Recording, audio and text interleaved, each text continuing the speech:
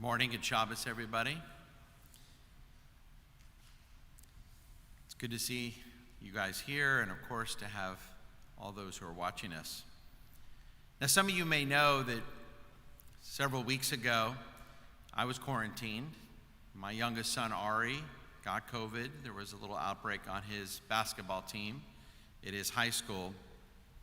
And during those 10 days at home, I watched a little more news than I normally do. And if you watch the news, no matter where your sources of news are from, it's very easy to live in despair. The media, no matter if it's local news or national news, cable news or the newspapers, will often lash on to any piece of potentially bad news. It's impossible to get a vaccine appointment. There are now new, more dangerous variants in England, Brazil, and South Africa. It won't be for years until life returns to normal. It is enough to make you scream. And no wonder suicide rates, depression, mental illness are at all-time highs across demographics. My question this morning is how can we respond in a more productive way? Is there a way to allow us to survive this pandemic and survive well? In some ways, our ancestors dealt with the same fear. Israeli educator Ilana Kershon points out that just before the sea split, the Israelites stood on the shore of the Sea of Reeds in abject terror. Who can blame them? Behind them, the Egyptian chariots gave chase, driven by a vengeful horsemen who whipped their galloping horses as fiercely as they were known to beat their slaves. And before them, the sea sparkled in the morning light, its calm surface concealing unknown terrors of the deep. The sea in front of them, the Egyptian army behind them. What were they to do? According to the Jerusalem Talmud, Moses was confronted by many different suggestions from the people as how to proceed in that decisive moment at the shore. And the Israelites were divided into four main factions on what should they do at that moment. One group suggested jumping into the sea in an act of mass suicide. One suggested just turning around, giving themselves up, and returning to Egypt. A third group suggested taking up arms and going to battle against the Egyptians. And a fourth group suggested crying out to God. These four responses may be read as four ways of responding to adversity: surrender, submission, struggle, and spirituality. Moses rejected all four of those groups. Instead, standing with the people on the shore, Moses says to the people what we read this morning. He says, "Fear not, stand by and see the salvation of God, which God will show you today. For as you have seen Egypt this day, you shall never see them again. God shall fight for you, and you shall be silent."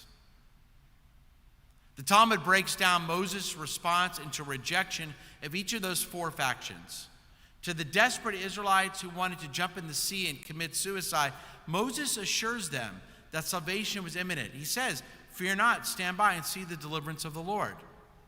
To those who are advocating giving up, submission, returning to Egypt, Moses insists that Egypt was a thing of the past. Remember, he says, "For you've seen Egypt this day, and you shall never see them again." To those who wanted to take up arms and fight, Moses assures them this was not the time. They weren't ready to take up arms. He says to them, "God will fight for you." And to those who just advocated prayer, Moses puts his finger to his lips and says, "You shall be silent." So what was the appropriate response? What should they do as they lived in this state of terror? Perhaps the answer can be found in God's words to Moses just before the Sea of Reeds splits, just before that great miracle. God says to them, "Speak to the Israelites and tell them to go forward." Go forward. God didn't want his people to look back towards Egypt or up to the heavens or down into the depths of despair. God wanted them to march forwards. And the Talmud celebrates the courage of only one Israelite, a hero that is often understated, perhaps one of the greatest heroes of all time, Nachshon. Nachshon was the one who had the courage to do that, to march forward. Remember, it was Nachshon was the only one to go forward. Upon hearing God's command, each of the tribes refused to be the first to step into the sea.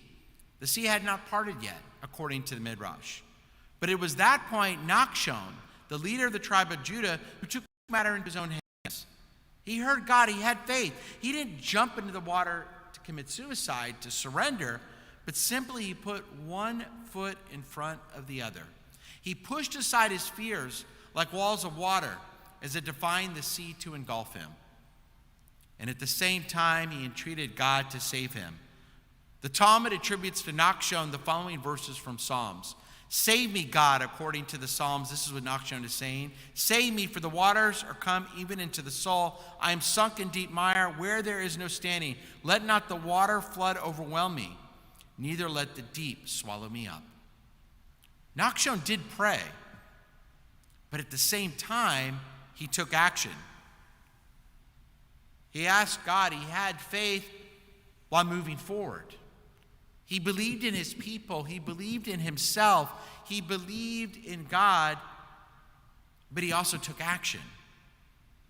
And as such, his response was neither suicidal surrender nor spiritual inertia. It was not fight or flight, but it was faith and fortitude.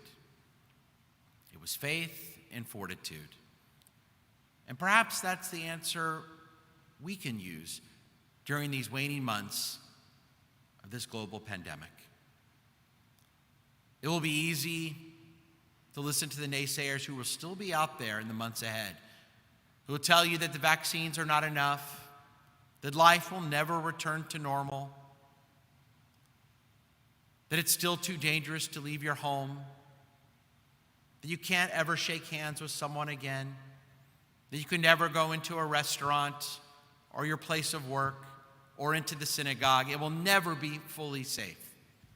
And you can listen to those naysayers. You can jump into the sea in surrender. Or you can listen to science. You can have trust in your neighbors. You can have faith in God.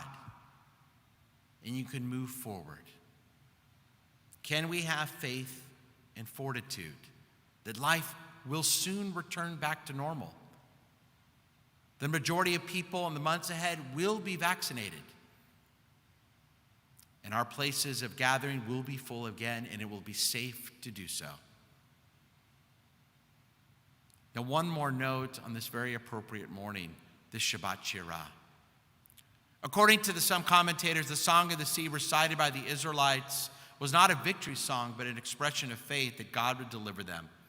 The medieval commentator Sophrono makes point that the Az Yashir that we sang this morning occurred when Pharaoh's horses went in with his chariots and horsemen into the sea, and God, the Blessed One, drowned them while the children of Israel were still walking on the dry land in the midst of the sea. Before they came out, they began to sing. And according to Sophrono, the Israelites did not know that they would survive when they began singing. For all they knew, the waters that had begun to engulf the Egyptians would then creep up upon them.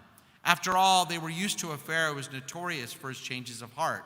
Why would their new ruler be any different? And yet the people believed in God's faith, his steadfastness, at least enough to begin singing a song of thanksgiving even before there was anything concrete for them to be grateful for. Perhaps it was in fact that their very singing that brought about their deliverance, in the same way that God's utterances created the world. This Shabbat Shirah, this song of song, this song in which we sing out to God, let us now refresh our souls and sing in prayer to God.